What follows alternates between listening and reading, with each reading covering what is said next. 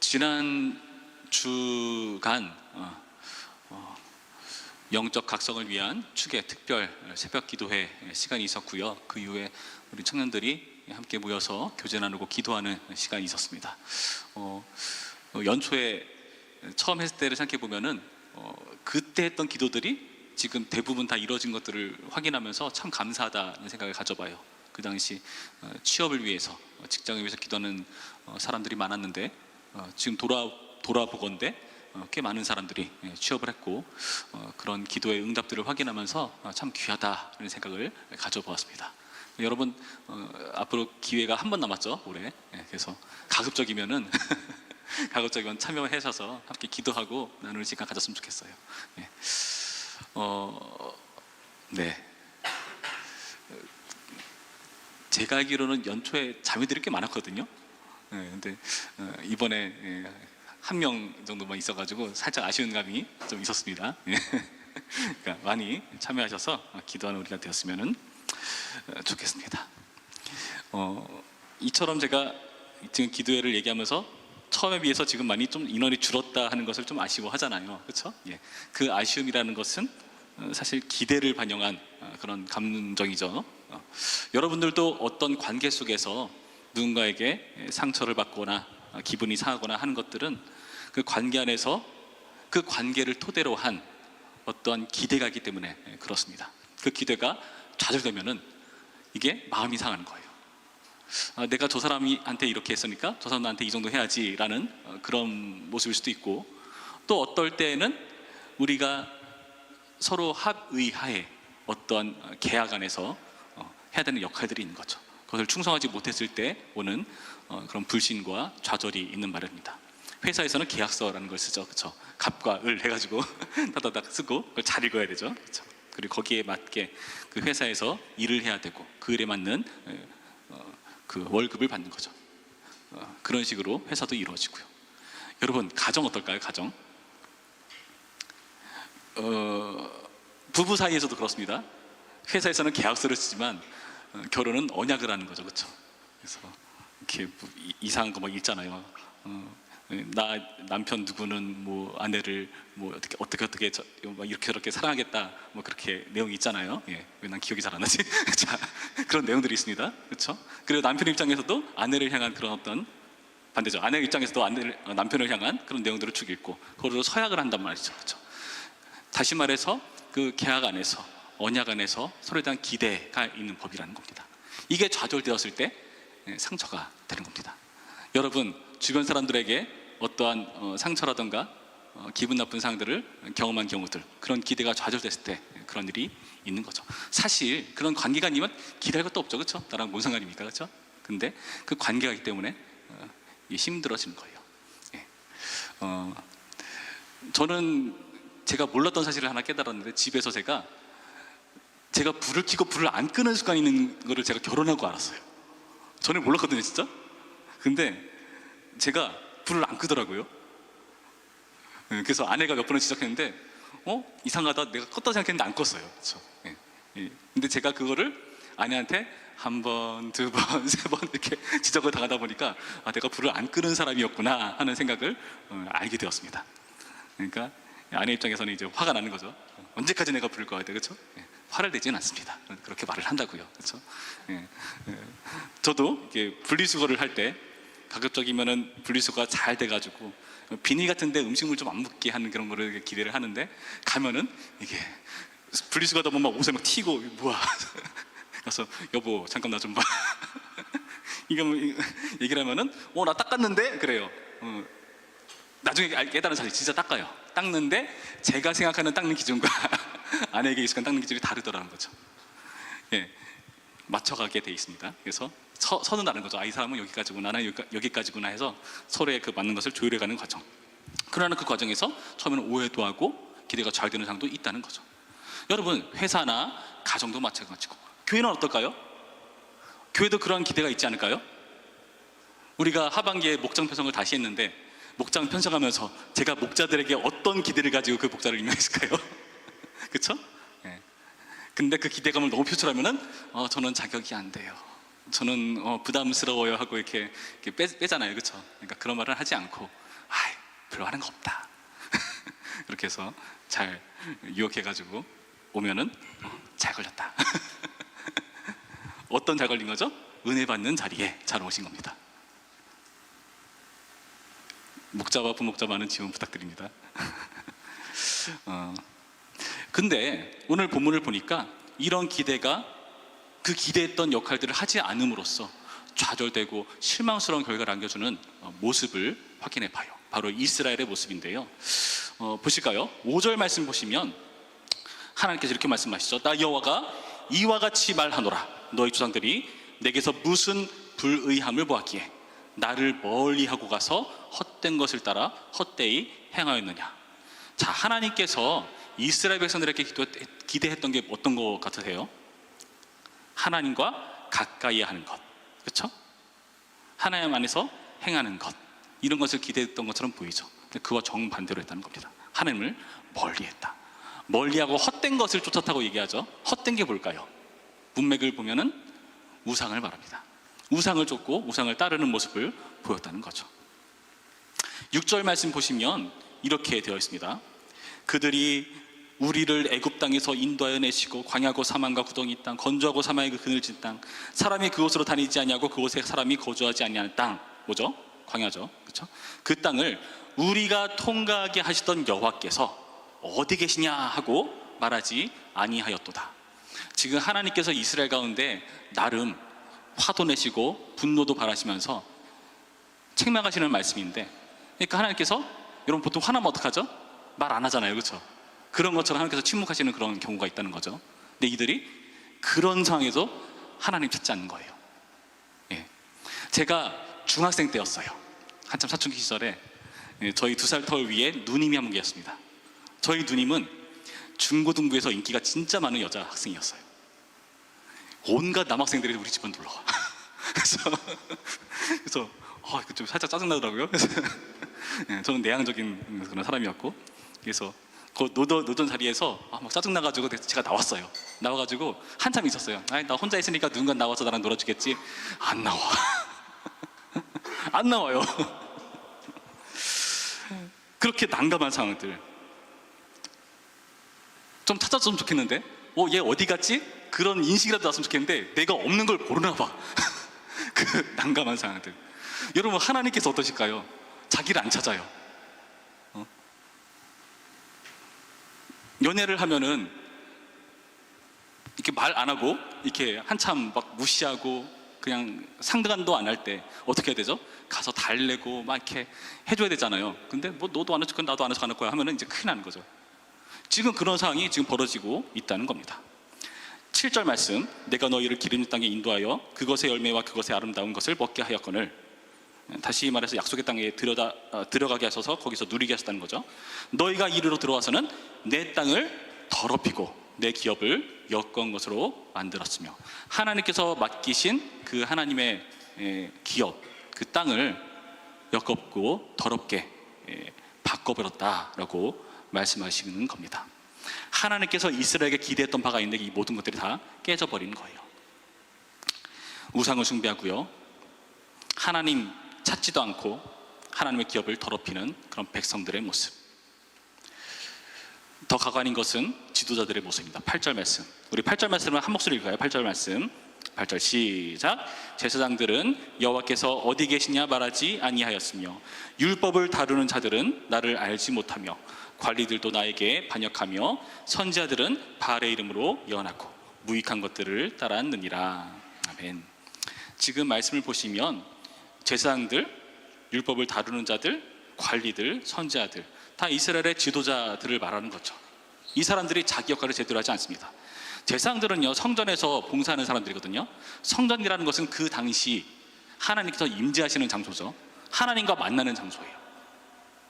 근데 거기서 여호와께서 어디 계시나 말하지 아니했다. 하나님을 안 찾는 거예요. 하나님과 만나는 장소인데 하나님이 안 계신데 하나님을 안 찾아요. 누가? 제사장들이. 직무유기죠. 율법을 다루는 자들, 율법을 다루려면 율법이 하나님의 말씀과 법을 다루는 이러한 내용들인데, 근데 하나님을 몰라. 이거는 참 큰 문제가 아닐 수밖에 없습니다. 관리들. 관리다라는 것은 원문을 보면은 목자라는 뜻이에요. 목자. 목자라는 것은 고대 근동에서 왕을 비유할 때 쓰는 표현입니다. 다시 말해서 왕과 같은 그런 사람들을 말하죠. 근데 그 왕이 하나님께 반역을 한다. 이스라엘 왕은 어떤 사람들인지 아시죠, 여러분? 세상의 왕은 권력을 가지고 막 백성들을 막 잘 다스릴 때도 있지만 그러지 못할 때도 있잖아요. 이스라엘 왕이라는 사람들은 자기 마음대로 통치하는 게 아니라 하나님의 말씀대로 하는 사람입니다. 그래서 그 신명기서에 의하면은 율법을 이렇게 이게 쓰면서, 여러분 손으로 이렇게 필사해 보시면 아시잖아요. 이거 굉장히 느린 독서잖아요, 그렇죠? 쓰면서 이거를 자기 걸로 만드는 거죠. 그걸 가지고 다니면서, 무슨 말이죠? 하나님의 말씀대로 백성을 다스리기 위한 방법이라는 거죠. 그걸 가지고 다녀야 돼요. 그게 그 당시 왕이었습니다. 다시 말해서 이스라엘 왕이라는 사람들은 자기 마음대로 하는 게 아니라 하나님을 대리해서 백성들을 통치하는 존재. 여러분, 그런 사람들 말하는 건데, 하나님을 반역하는 모습, 선지자들, 하나님의 말씀을 대언해줘야 될 사람들이 바알의 이름으로 예언하고 무익한 것들을 따랐다. 여러분, 지도자들이 이런 모습이니까 참 이스라엘의 그 백성들 또한 제대로 가지 못하는 모습을 보이고 있다는 거예요. 지도자서부터 백성에 이르기까지 모두가 하나님의 기대를 만족시키지 못하고 오히려 역으로 향하고 있는 모습을 보여주고 있다는 겁니다. 여러분, 이거 참 난감한 상황이거든요. 여러분, 원래 하나님과 이스라엘은 어떤 관계였습니까? 오늘 말씀 2절을 보시면 한번 보실까요? 가서 예루살렘의 귀에 외칠지니라 여호와께서 이와 같이 말씀하시기를 내가 너를 위하여 내 청년 때의 인애와 내 신혼 때의 사랑을 기억하노니 곧 씨 뿌리지 못하는 땅 그 광야에서 나를 따랐습니다. 자, 내 청년 때의 인애, 내 신혼 때의 사랑. 하나님과 어떤 사이냐? 결혼 관계에 있는 사람이라는 거죠. 결혼 관계. 나중에 예레미야서 문맥을 보시면은 하나님께서 그 이스라엘 백성들을 출애굽시켜서 언약을 맺는데요. 그때 돌판에 그 언약을 새겼다는 표현이 나와요. 무슨 말이냐면은 그것을 내가 너의 남편 되었을 때라는 말로 시작을 합니다. 다시 말해서 지금 이스라엘과 하나님은 결혼 관계라는 것이고, 그 말인즉슨 그 돌판을 받던 신의 산에서의 하나님과 언약식은 결혼식이라는 거예요. 여러분, 십계명 처음에 어떻게 시작하죠? 나로 시작하죠. 뭐로 시작하죠? 나는 너를 종되었던 이집트 땅, 애굽 땅에서 구원해낸 너의 하나님이다 하면서 쭉 시작하잖아요. 그게 전제예요. 그러니까 십계명이라는 것을 여러분, 내가 이것을 잘 지켜야 지옥 가지 않고 천국 갈 수 있는 어떤 방편이다가 아니라 이미 구원을 한 겁니다. 애굽에서 끄집어내어서 가나안 땅으로 입성시키는 그 구원의 과정 가운데에서 끄집어낸 이유로 넌 이제 이렇게 살아야 되라고 주신 계명이에요. 무슨 말이냐? 구원받고 난 이후에 우리에게 주어지는 책임이라는 거죠. 너는 이제 나의 아내야. 나와 함께 가정을 꾸리려면은 너네는 이렇게 살아야 되라고 주신 거예요. 여러분들, 근데 이게 되게 감동입니다. 너 이렇게 살아야 돼. 너 일주일에 한 번 쉬어. 감동 아닌가요? 나만 사랑해. 부모님한테 잘해. 감동 아닌가요? 예전에 그 고대 근동 지역에서의 그런 계약이라는 것은 보통 종주권 조약이라 그래가지고 종주국이 되게 그 종되었던 나라가 그 주인된 나라한테 되게 막 굽실굽실해야 되고 막 조공도 많이 바쳐야 되고 되게 불공평한 그런 계약이었거든요. 근데 하나님의 계약은 다르다는 거죠.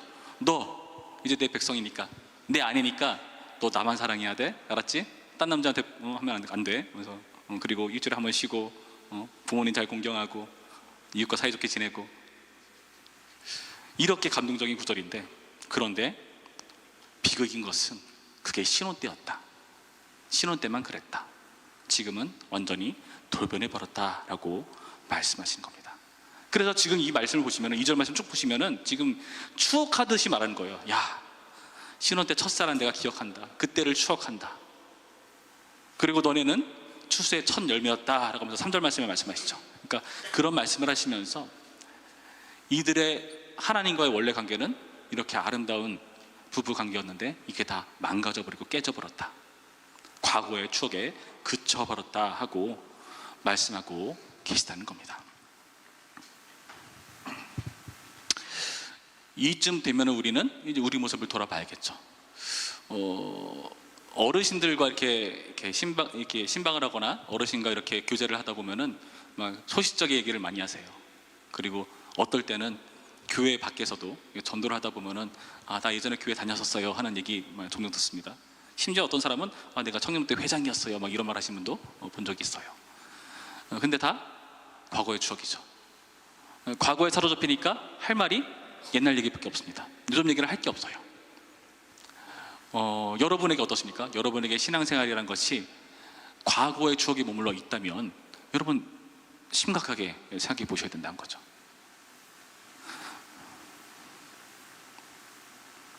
내가 하나님과 뜨겁게 교제하던 때, 기도하던 때, 말씀을 읽던 때, 전도하던 때, 그리고 그런 어떤 신앙적인 우리가 행동이라 말하는 그러한 방편들 말고도 내가 하나님과 깊게 교제하는 그런 상태에서 멀어졌다 하는 생각이 들면은 여러분 그때야말로 다시 돌아봐야 되는 것입니다.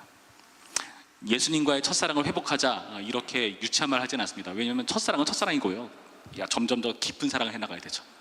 그 깊은 사랑 과정 가운데서 피치 못하게 우리는요 좀 힘들고 어려운 시절을 겪기 마련이죠. 그렇습니다. 첫사랑은 그래요. 첫사랑 때에서 계속 멈춰 있으면은 곤란해지는 거예요. 생각해 봅시다. 내가 결혼했는데 아내를 볼 때마다 계속 심장이 뛰어. 그럼 나중에 병원 가야 되죠. 안 되는 거예요. 예. 처음에만 그래야 돼요. 그렇죠? 오래 못 살잖아요. 그러니까 나중에는 이때랑 다른 또 차원이 다른 사랑으로 나가야 됩니다. 이거를 이해를 하셔야 되는데 예, 그 차원이 있어요. 근데 내가 마음이 감정이 식었다 그래서 사랑이 식었다 생각 아니에요. 사랑의 방법은 여러분 우리가 생각하는 거랑 다릅니다. 사랑은 오래 참는 거부터 해가지고 되게 많잖아요. 온유하고 시기하지 않고 자기를 구하지 않고 등등 많잖아요. 하나님의 사랑은 더 깊은 차원이라는 거예요. 하나님과도 마찬가지입니다. 우리가 하나님과 관계에 있어서 첫사랑에서 이제 한 걸음 나아가고 두 걸음 나아가고 그리고 여러분 뭘 부딪히느냐 사춘기를 경험하셔야 돼요. 사춘기를 경험해야 됩니다. 사춘기는 뭐냐면은 자아가 생겨나는 시기죠.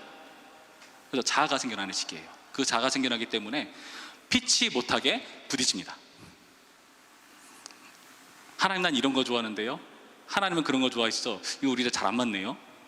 그런 싸움들을 해나가는 과정이 필요하긴 해요. 그러면서 우리가 설득당하고 하나님의 사랑에 잠식당하는 그 과정을 하나하나 겪어나가는 거예요. 그거 없이 여기에만 머물러 있다 그러면은 글쎄요. 그 신앙의 깊이는 여러분 얕을 수 있습니다. 그리고 요 정도 차원에 머물러 있다면 여러분 큰 문제가 뭐냐면은 열심히 하지 않는 다른 사람들을 정죄하게 돼 있어요. 자기를 비추어서 자기보다 못하거나 열심 없거나 뺀질대는 사람들 비판하게 돼 있습니다. 근데 우리는 알죠. 그거는 뺀질대는 게 아니고 비판할 게 아니고 그 상황에서 겪는 어려운 과정이다. 직장생활 해봐야 알죠. 직장생활 하면서 신앙 지키는 것이 이렇게 어려운 거였어? 대학생 때가 참 좋았던 거였네? 라고 말하면 너무 꼰대 같나요, 대학생들? 가보면 알 겁니다. 웰컴 투 직장. 대학교 가니까 오히려 중고등학교 때가 더 여러분 좋지 않던가요? 어떻게 생각해보면은? 중고등부에서는 할 수 없는 말이죠.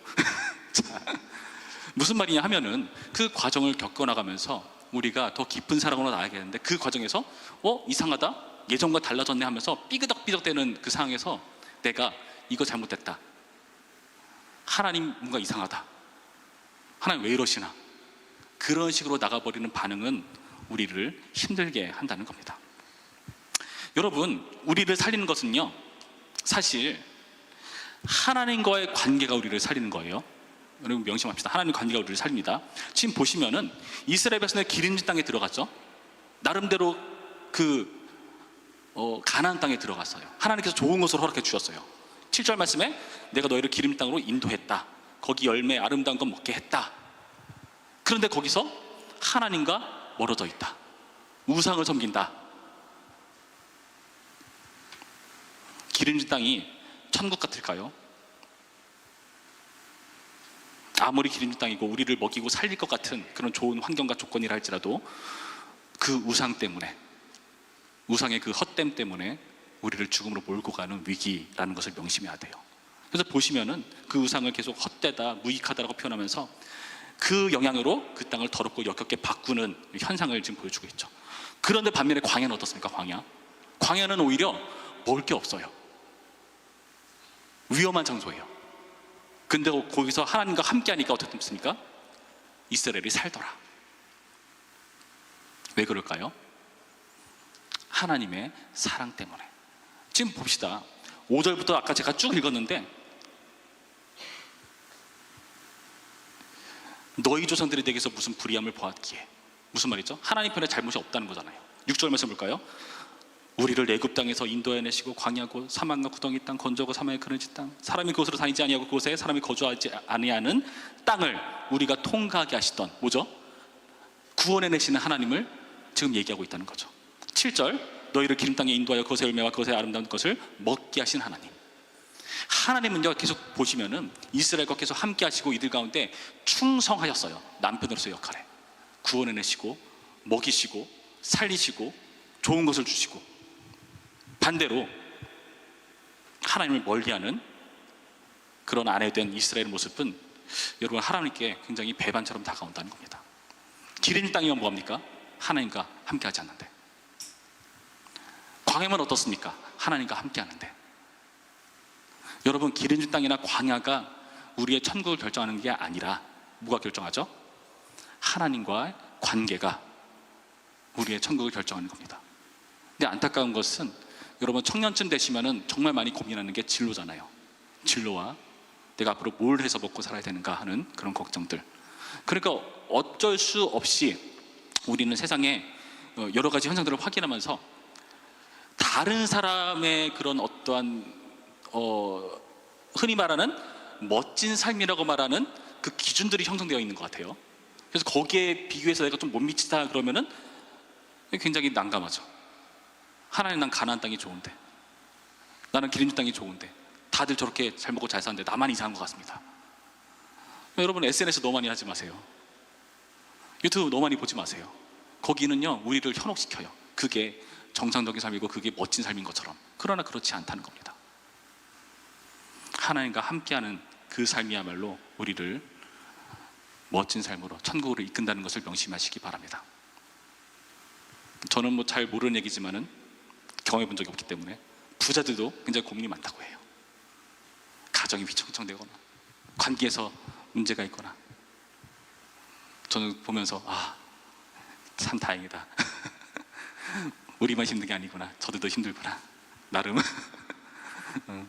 통쾌함을 살짝 느꼈다고 해야 될까요? 여러분, 우리는요, 우상을 닮아가면서 어떤 문제가 발생하는가? 여러분, 우상은요, 눈이 있어도 못 봅니다. 귀가 있어도 못 들어요. 그래도 보아도 보지 못하고 들어도 듣지 못한다는 표현을 이 예레미야서 곳곳에서, 이사야서 곳곳에서 할 때가 있습니다. 우상들을 표현할 때 그렇게 얘기를 해요. 근데 심각한 것은 그 우상을 추종하는 사람들이 그 우상과 동일한 현상을 병처럼, 질병처럼 앓습니다. 못 보고 못 들어요. 못 보고 못 들어요. 우상을 닮아갑니다. 신기하죠? 반대로 하나님을 추종하는 사람들, 하나님을 쫓는 사람들은요, 하나님을 닮아갑니다. 하나님의 형상을 점점 회복해갑니다. 누구를 닮아가는가? 이스라엘은 어떻죠? 너무나 우상을 많이 닮아가서, 그러니까 헛되고 무익한 걸 추구했고요, 더럽고 역겨운 것으로 바꿔갔어요. 그래서 2절 말씀, 가서 예루살렘의 귀에 외칠지니라. 여러분, 옆에 있는 사람 귀 이렇게 열고 거기다가 해보세요.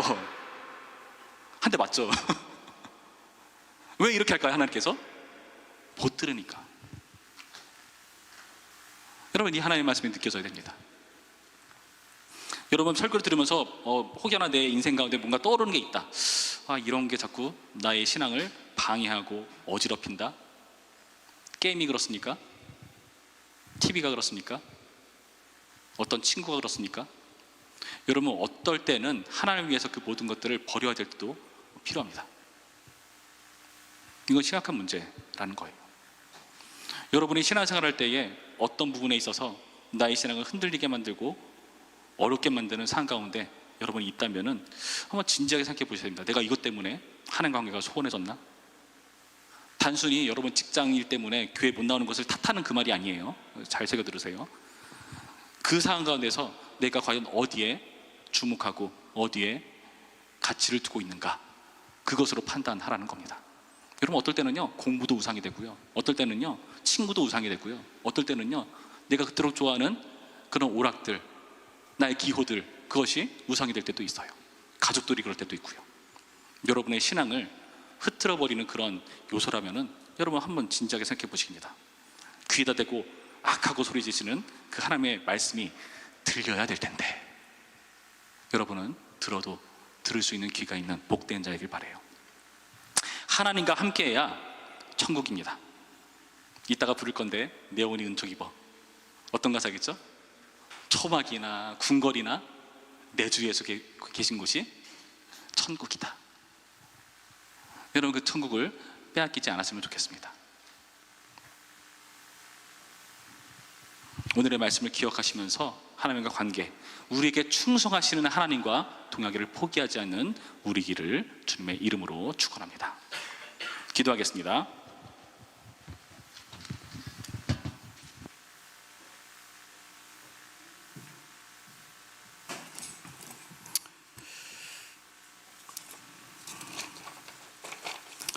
참 좋으신 하나님, 이처럼 우리를 사랑하셔서 우리를 구원하시고 이 전과 다른 하나님과 함께하는 그 관계 속에서의 삶을 우리에게 요청하시는 주님, 그러나 우리는 그 기대를 저버릴 때가 있고 배반할 때가 있습니다. 하나님, 우리는 지금쯤 돌아보면서 첫사랑 때가 있었는데, 그때가 좋았는데 하고 추억하는 차원에 머물러 있습니까? 그렇다면 이제는 지금의 힘든 신앙의 사춘기를 빨리 뛰어넘어서 주님을 찾는 자 되게 하시고 이제부터 더 깊은 신앙을 가진 자가 될 수 있도록 우리를 붙들어 주시옵소서. 우리 귀에 대고 소리치시는 하나님의 음성을 우리가 외면치 않게 하여 주시옵소서. 우리가 더 이상 들어도 못 듣는 자, 보아도 못 보는 자 되지 않게 하시고, 우리가 볼 수 있도록, 들을 수 있도록 초경의 눈을 뜨게 하시고 귀머리가 듣게 하시고 다리 저은 자를 일으켜 세우시는 그 예수 그리스도를 받아들임으로써 우리의 인생 가운데 주님께로 돌이키며 주님과의 관계 안에서 새로운 사랑을 지켜나가고 이루어나가는 우리 될 수 있도록, 충성하시는 하나님을 사랑할 수 있도록 인도하여 주시옵소서. 감사드리며 예수님의 이름으로 기도했습니다. 아멘.